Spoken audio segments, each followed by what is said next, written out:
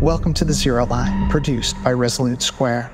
I'm Sergeant Sarah Ashton-Cirillo of the Armed Forces of Ukraine, and every week we'll be bringing you inside Ukraine's war for liberty and liberation against the Russian enemy, while explaining how a victory by us on the battlefield isn't just vital for the Ukrainian people, but for the world as a whole.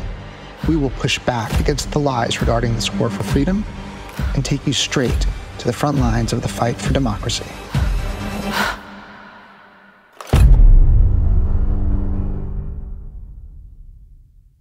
Hi, everyone. It is another episode of Zero Line. I'm Lisa Senecal, Executive Editor of Resolute Square, and I am here with, as always, the Sarah Ashton-Cirillo, apparently the newest member of the terrorist list of Russia. Congrats, Sarah. It's not a Grammy, but still, it's an award of some sort. The highest award, Lisa. And we're both laughing because it's so outrageous, and yet it's true. I have been named to the list of terrorists and extremists by the Russian Federation, specifically headlined as a terrorist. We knew that there was this is so ridiculous, knew that there was an investigation going on into me since September. So the judicious attitude of Russia surprised me. I thought it was by October I would have been named a terrorist, but it started in September, finally hitting the list in February, most likely because of that trip that I took to Central America and to Mexico, where I exposed the Russian agents and the Russian destabilization of the Western Hemisphere and the Americas. And what do you know? A few days after returning to Ukraine, they have put me on their terrorist list. Well, I mean, is it not, if you are considered an extremist or a terrorist in opposition of Vladimir Putin, how does that put you remotely on the wrong team? Like, the people who end up on that list are some of the most highly regarded humans currently and previously on the planet, because he has a tendency to disappear folks, and you know, they're either still alive or they aren't any longer. But it's a pretty illustrious group that Putin wants to put on these lists. I heard from an American government official after I was put on the list, who told me a lot of great Americans are on that list and it should be the highest honor that I've ever received. And he was not being facetious. Yeah. For my work in Ukraine, I have not received more congratulations than ending up as a terrorist in the eyes of the Russian Federation. And now the question is, what more can I do? What more can I do to really get inside the minds of the Kremlin? They have an alleged possible, whatever you want to call Tucker Carlson, running around in Moscow right now. We're going to discuss that in a moment. But for all the talk and bluster of the Kremlin, I was literally standing on Russian soil in Mexico City, and all they did was ask me to move 2 steps away. If they really thought I was a terrorist, then they need to up their security, because there's 6.5 minutes of me talking right in front of the Russian embassy on Russian grounds. As we know, embassy it belongs to the country that has it, and they didn't do a damn thing. Why? Because below it all, Vladimir Putin, Dmitry Medvedev, Peskov, and all the rest of them are simply cowards. They cowered in bunkers. They cower through their alcoholic rages in the case of former President Medvedev. And the reality is this: Russia is crumbling from the inside, and it will not be long before we start to see the, not just fraying of the Russian Federation, but a collapse of the Russian Federation. While they're busy putting 12,000 of us over the course since 2000 on this terrorist list. So it's not an exclusive club. It's pretty amazing, but there's still 12,000 of us in 25 years. That have been put on this list since Putin was in power. The reality is that's what they have to do. They try to intimidate us. And Resolute Square's audience and people like you, Lisa, Stuart Stevens, Rick Wilson, and others, Joe Trippi, understand that as long as you don't cower in the face of this faux bravado.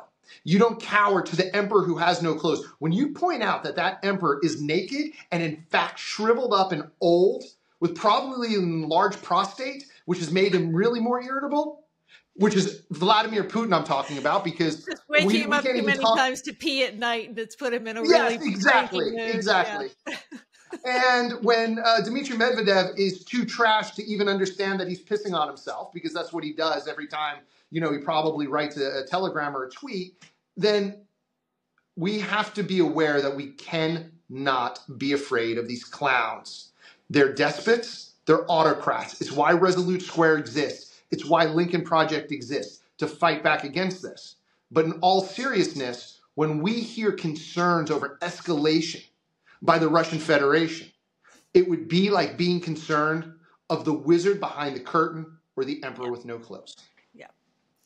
So speaking of crumbling from the inside and being a coward, that's such a beautiful segue to talking about Tucker Carlson, who is currently, I just watched a little piece of video watching him fleeing reporters and diving headfirst into a car to get away, so he didn't have to answer any questions in Moscow after conducting an interview and giving a platform to Vladimir Putin.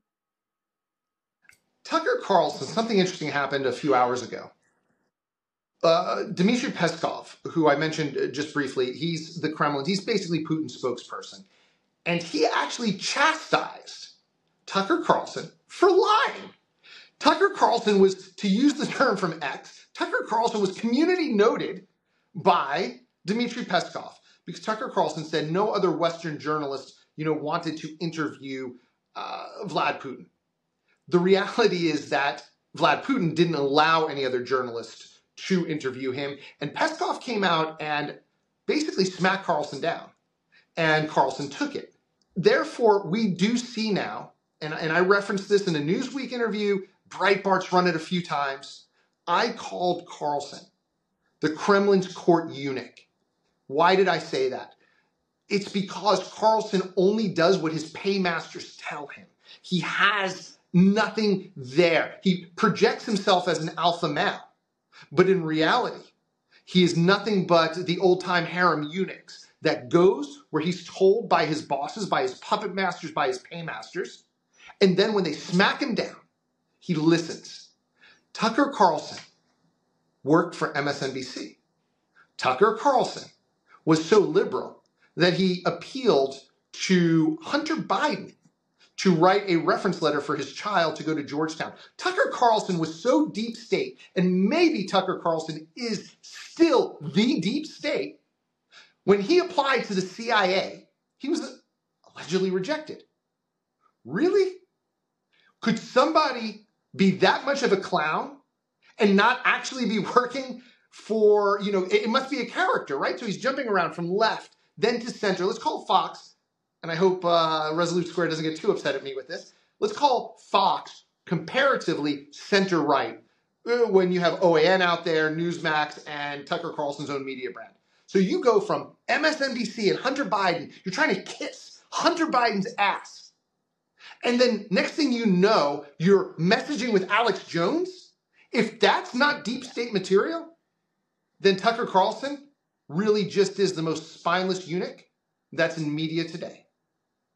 Well, it is incredibly weak. I mean, right? Tucker Carlson is the type of person who, in order to try to seem powerful, and he's got this twisted, messed up definition of what it is to be masculine. So to him, it means sucking up and, being able to bask in the filthy shadow of people like Donald Trump and Vladimir Putin and Roger Ailes, and, so many others over the years, that as long as he has some proximity of power, then he thinks that makes him powerful. But he's a joke. The introduction that he put out on X yesterday, trying to, pump up interest for this interview that he was doing, was, it's so important that, journalists like myself are willing to go over and talk to people like Vladimir Putin in Moscow.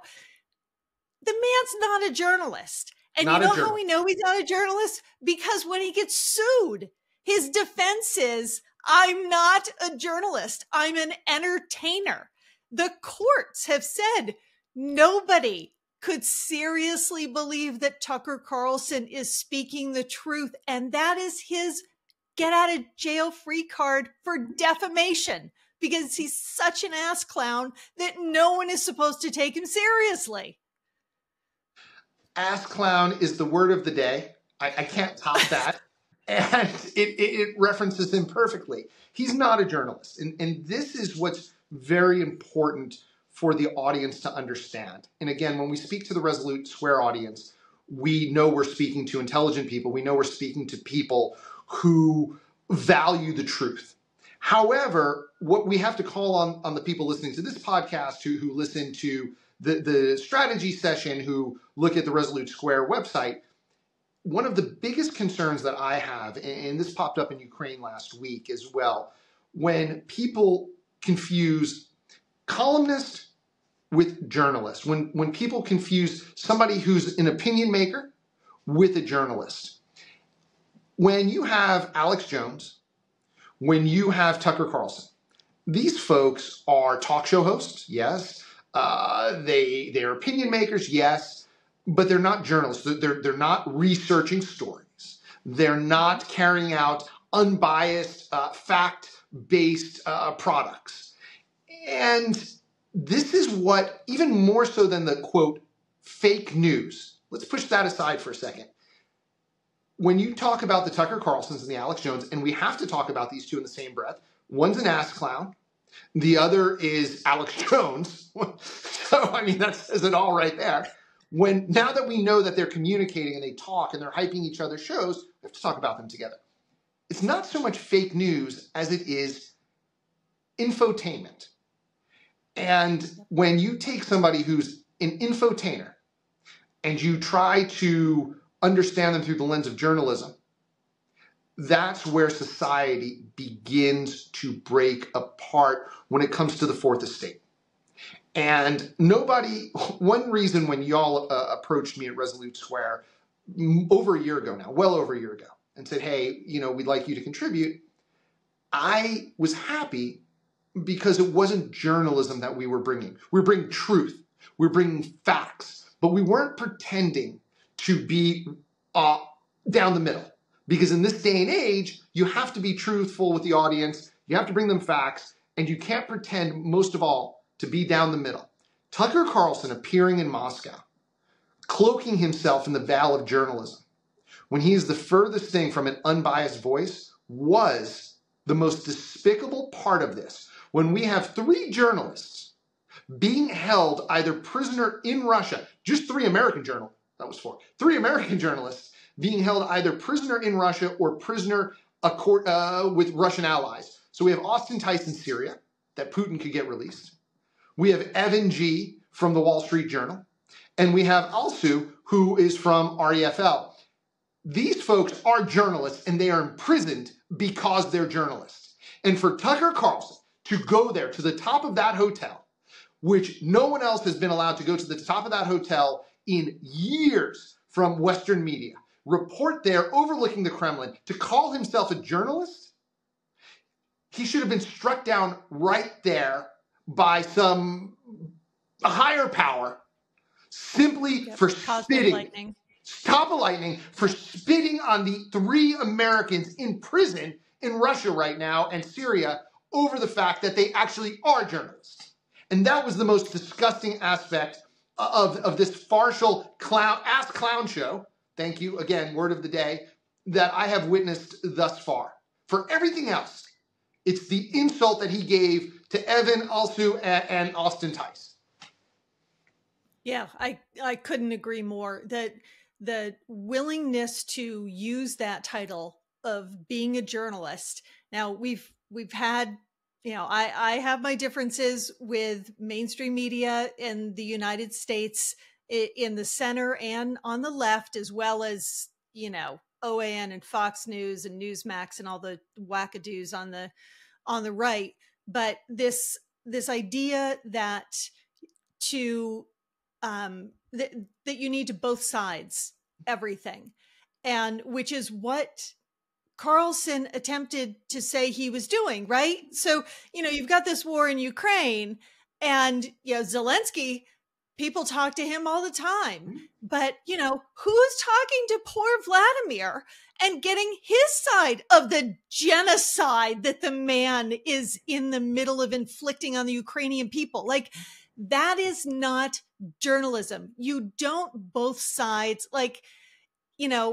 nobody needed to sit down with Hitler and get his point of view on why, he thought it was reasonable to commit the Holocaust. You didn't need to sit down with Pol Pot to find out why the Khmer Rouge was doing what they're doing. Mobutu, you don't need the side of the story from genocidal maniacs, because that isn't telling a valid side of anything. You don't give a country that's been invaded, that is having a genocide inflicted on them right now, with the person in the country who decided, for whatever their reasons are, there are no legitimate reasons. You don't need to cover that. It is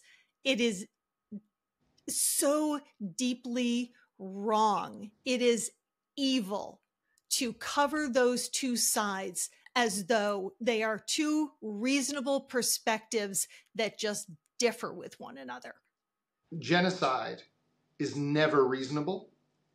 And Vlad Putin himself has given us the truth from his perspective. He doesn't deny launching these attacks. He doesn't deny having a desire to destroy Ukraine. He's talked about it incessantly. His government ministers have spoken about it incessantly. And one thing that Vlad Putin has, and you brought up Hitler, and Vlad Putin has a tremendous PR machine. They have RT, they have Sputnik, they have all of their internal propaganda machines. You also said something. Goebbels would be proud. I'm glad you brought up Goebbels. Tucker Carlson wants to be near these powerful men. Yet Tucker Carlson is a cheap imitation of Joseph Goebbels. And Goebbels never achieved what he desired, which was to be der Führer. And so Tucker will never achieve what he desires, which is to be a real man, which is to be a real journalist, which is to be accepted into the club. I mean, anybody who applies to the CIA clearly has these ideas of greatness. And thank goodness the United States has the greatest CIA operatives and agents. We have the greatest security forces and law enforcement in the world. Tucker Carlson failed, allegedly. He very well could be an agent with some of his behavior, but he failed in achieving this. So what did he do? He literally is trying to destroy all that is good in this world through the destruction of the United States and the empowerment of the enemies of the United States. And that, Adam Kinzinger, the former congressman and retired colonel, said in an interview today, he called Tucker Carlson a traitor. And that is fair. It's factual it gets. Tucker Carlson is a traitor to the United States. They're talking about sanctioning him in the European Union. And everybody thinks that this will make him a martyr. However, we've seen this with Joseph McCarthy. We saw it with Hitler, or Goebbels. We see it with all these people. Ultimately, their shit runs dry. Alex Jones is still going because Alex Jones carved out something that's fantastical, right? Because Tucker Carlson still is trying to present himself in some sort of reputable light, he's going to run out of it much sooner, and it's going to collapse on him much sooner, or he's going to carry himself out of relevance. That's the good news. He's rapidly carrying himself away from relevance. Somebody tonight was mentioning that he's sort of at the apex of his influence. But that's a magnification that's being put out right now within this sort of zeitgeist. As soon as the election season's over, unless he gets some sort of job in theoretical Trump White House, which would be a massive pay cut for him, and I couldn't see him taking it. He's going the way of Steve Bannon. He's going the way of all these other people who burnt themselves out after thinking that they were the key, when really he's just a high-priced whore, jumping from MSNBC to the Daily Caller, got bought out of the Daily Caller, ran to Fox. This was a guy whose big deal was Fox and Friends. He couldn't believe that he was getting, his little morning anchor time. Look at me. I'm hey, Roger Ailes, grab me. The reality is Roger Ailes grabbed him just to embarrass MSNBC. Tucker Carlson has no talent. He's a no-talent hack who's basically a eunuch. We know this because he's definitely no alpha male wearing his flannel, running around pretending to be some New Englander. And in the end, when he's done pretending to be Mr. Brawny, he's just going to be another low-rent Roger Stone, Steve Bannon, who's out there in this not only dustbin of history, but his books are going to literally be in somebody's dustbin, probably being thrown into a fireplace in New England. Yeah, Tucker's whole attempt to be, man of the people populist. Tucker Swanson Carlson, right? He comes from a tremendous fortune. And now I don't know what his relationship with his parents continued to be. If Tucker were my kid, boy, I give my kids a lot of rope, but sorry, go ahead. You know what his dad does now? He spends all his time avoiding being identified as Tucker Carlson's father. His dad is a lobbyist for the Hungarian government. Oh, there you go. It doesn't fall far from the tree. Perfect. And apparently his dad's comments about being a journalist after Tucker failed, allegedly, in becoming a CIA agent, was that get into journalism, I'm paraphrasing here, but he said something to this effect. Get into journalism, son, they accept everybody. Oh, Jesus. So we have... All right, we need...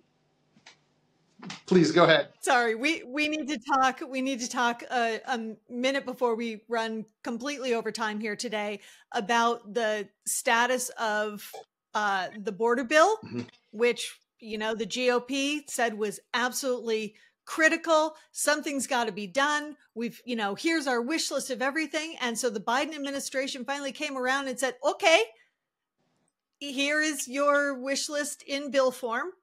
And we're ready to move forward. And Mike Johnson said, the Speaker Johnson, "Oh, wait, we didn't actually know that you would do this." And Donald said no. So this is DOA, which also means for the moment, the funding for Ukraine sits on a shelf. From my understanding, and it could be taking place just hours from now, by the time this episode airs, which is going to be tomorrow, hours from now, I believe there's going to be a standalone funding bill pushed through the Senate for Indo-Pacific, Israel, and Ukraine. I believe it's going to have the votes. When I was at Capitol Hill in January, which I reported on with the show with the Zero Line, I put out a live report. I was told that it would be a standalone bill, and sure enough, that's what it's coming to. I personally, and I'll throw this out there, I think the border bill was weak. I think it was faulty, and I'm glad it's being separated from the foreign aid money, because ultimately, if we're not going to get one part of security through, and probably Mike Johnson's going to still attempt to stop it, and the Resolute audience is once again very well versed in the political realm, there's ways to at least attempt to force a vote in the House if you can pass a bill in the Senate. It looks like it's going to have the 60 votes to end cloture and debate, and we have to see this. So by the time this episode airs, I would like to think that a standalone funding bill for Ukraine, Israel, and the Indo-Pacific will have passed, if not by the end of this week.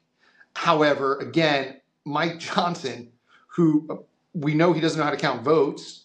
We saw the situation with Mayorkas where they had to swing it back at the last second, where they were praising George Santos. I can't believe we're still talking about this guy. They absolutely screwed it up, where the Israeli funding bill failed due to a bipartisan vote to stop it from getting the 2/3 majority needed to actually, fund the budget. So Johnson's having these problems, and it's going to be interesting to see what takes place when he can no longer say the bill is dead in the Senate, when it passes the Senate, and how are they going to react? And I just hope that the Senate has the fortitude to ram the passage of the bill over to the House and force the House to at least react to it and not just be able to try to table it, which is what they were threatening this whole time. Ukraine, and I know we only have a couple of moments left. I'm here in Ukraine. I've been meeting with my commanders. I've been speaking with different command level officers, and I've been speaking with people at the front. Morale is still high. The folks are frustrated. They don't understand the process. We're not supposed to have processes where 20 people are holding up the entire government because we're not a parliamentary system.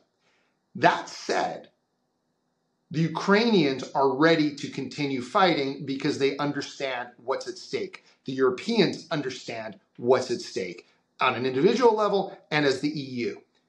The United States, I love our country more than any other time in my life because I've seen the greatness of our country over the last 2 years while I've been serving here in Ukraine.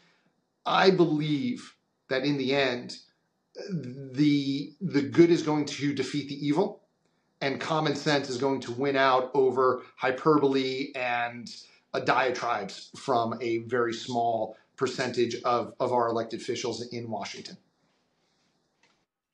Yeah, I'm going to hang on so tightly to your optimism about this. I am very excited that there's potentially going to be a separate bill on the funding of Ukraine as well as Israel and the Indo-Pacific, because it's going to expose, a lot of people were able to hide behind the border issue, but now it's going to expose the people who were just using that, and they really are going along with Trump's larger opposition to the bill, which is he does not want funding to go to Ukraine.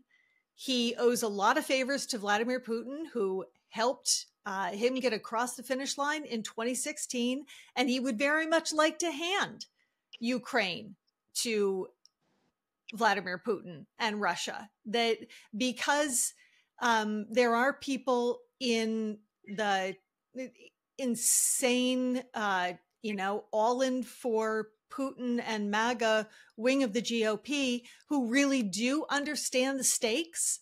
That is what makes them so dangerous, because they like the way that looks. They like the way those stakes look when you put Ukraine in the Putin column.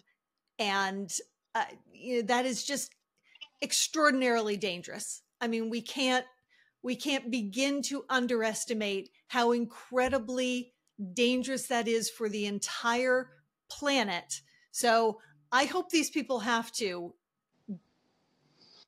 take an up and down vote, be forced to acknowledge whether or not they're going to sit in the pocket of someone like Donald Trump and be willing to do his bidding and continue to stonewall this funding that Ukraine desperately needs to be able to defend their country, their democracy, but also be this bulwark against Putin's larger plans for the rest of Europe. You summed it up perfectly, and I just want to reiterate what you pointed out. Not everyone there on Capitol Hill are ass clowns. Not everyone there is just trying to, throw out a soundbite. There are a handful of people who are so dangerous because they understand what's happening and they are attempting to facilitate it. And this is where light needs to be shined. This is who needs to be exposed. In reality, we like to, laugh about, it's not the Marjorie Taylor Greens.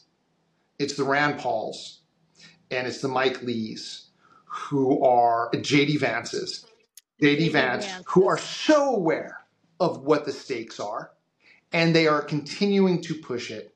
And they have their reasons. You named some of them. They want to put, if you put Ukraine in the Putin column, you weaken NATO. If you weaken NATO, you have even more of a reason to potentially pull out of NATO. All the things that they've telegraphed and spoken of for years, if not a decade plus with the Tea Party in some of these cases. Mike Lee came on in 2010. And so when we look at this, I think we say this every episode, and it's still not a cliche. When they tell us who they are, we better listen. If not, we lose the democracy in a way that we don't get back, as you have warned in every episode. Yeah, there's an extraordinarily good piece in the New York Times today that I encourage everybody to read about Poland attempting to work its way back to a functioning democracy. And even though they voted in pro-democracy in their last election, there was so much damage done over the years that they were not in power, that this democracy was being broken down, that we know the way governments function. There is a lot that stays in place from administration to administration, including the judiciary, which, Poland is now trying to figure out how do you, if you don't have a normal functioning judiciary, how do you become a normal functioning democracy again? And we see the threats to it here all the time in the United States. We cannot afford another 4 years of a degradation of democracy here. And we sure as hell can't afford to let our friends in Ukraine suffer a terrible fate at the hands of Putin. So Sarah, as always, thank you so much for being here. Thank you for giving us that glimmer of hope on Ukraine funding. We'll know soon, I hope. We'll know soon. And thank you for allowing me as a terrorist to be platformed on Resolute Square's brand. And, all I can do is smile and wonder, what can I pull next to take it to the next? Maybe they can sentence me to death in absentia or something like that. Like, where can we go next against these idiots?